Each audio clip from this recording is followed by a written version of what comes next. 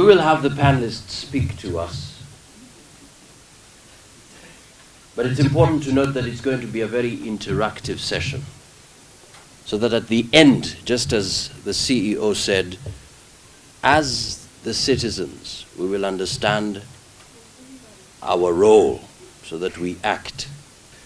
Please, ladies and gentlemen, join me in welcoming our first speaker, Mr. Simon Okoth, Stockholm Environment Institute, Senior Project Manager. Well, I would like to say that it's a great opportunity to share around solid waste management in general, and particularly when we're looking at shifting the paradigm from, a cost-oriented kind of consumption to more of regenerative consumption, looking through the value chain. So it's a great opportunity for me to share with you what we do as Stockholm Environment Institute around the solid waste management and the environment at large, as well as share with you also some other examples, not necessarily from the Stockholm Environment Institute. Stockholm Environment Institute is a research policy institute established in 1989 by the Swedish government, and it has grown into now this giant institute across the globe that covers very many countries. Our interest is mostly in the environment. So we look at specific thematic areas within the environment, the ecosystem and natural resources. We look at pollution, air pollution, and wash sector as a whole, including the solid waste management that sometimes disappear in between, the environment and water and sanitation. So, yeah. And within the, particularly for the solid waste management, we are looking at this from a program or an initiative that we call Urban Circles. It's a new initiative that is looking at all aspects of environmental aspects of urban, including transport, wash, solid waste, air pollution, and other related environmental matters.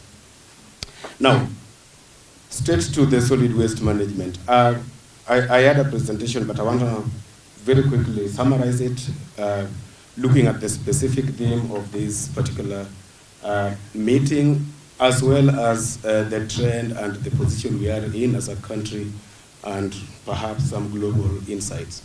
I think, in terms of policy, the country, I think, has done a good job.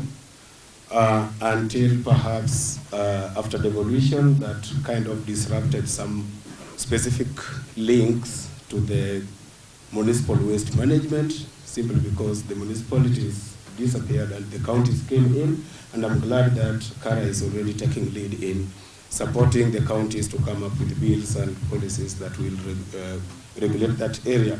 But having said that, I think in terms of the existing policies, they are very coherent. One big bit that is not quite reflecting in practice is a kind of a framework that tells people this is how this management should be.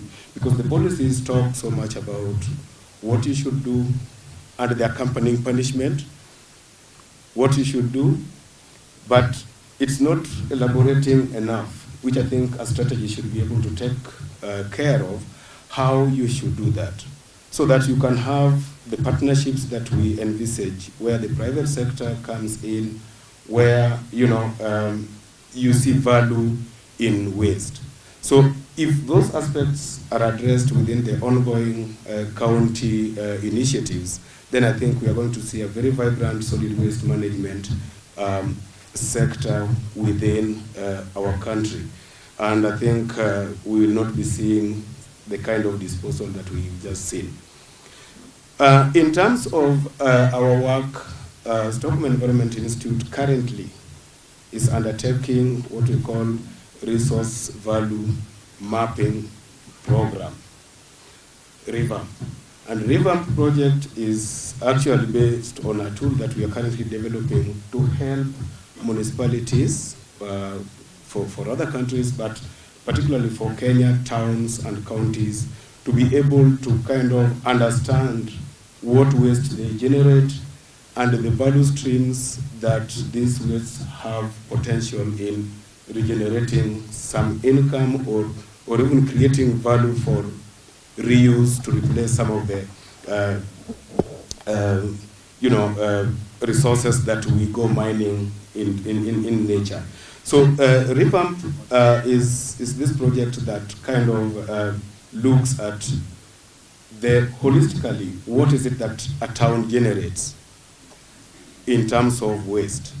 And it's just not focusing on the solid waste, because solid waste can also be limiting when you look at some of the semi-solid. I'm coming from a sanitation background, so I've always had a problem trying to say fecal sludge, for example, from toilets, not water-based systems. Are they solid or semi-solid, or are they part of the liquid waste? So in that matter, our Revamp also takes into consideration the on-site sanitation system that generates substantial amount of waste from human fecal matter, and then try to see how can this be integrated together with the solid waste from markets to be able to generate some value products, including pellets, including